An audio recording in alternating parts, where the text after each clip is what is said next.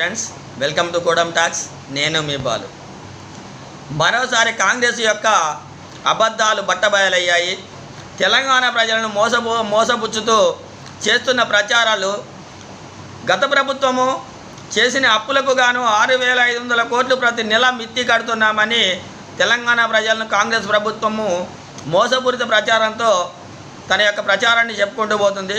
కానీ నిజానికి కాంగ్రెస్ ప్రభుత్వము రేవంత్ రెడ్డి సర్కారు ఇచ్చినటువంటి కాగ్ నివేదికలో నిజానికి వాళ్ళు కడుతున్నది 2,338 కోట్లు మాత్రమే ప్రతి నెల మిత్తి కడుతున్నారు.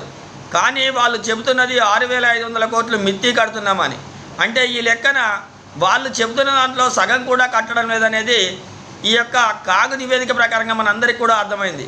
కానీ ఇలా కాంగ్రెస్ ప్రభుత్వం తెలంగాణ ప్రజల్ని ఎంతకాలం మోసపోస్తుందని ప్రజలు ప్రశ్నిస్తున్నారు.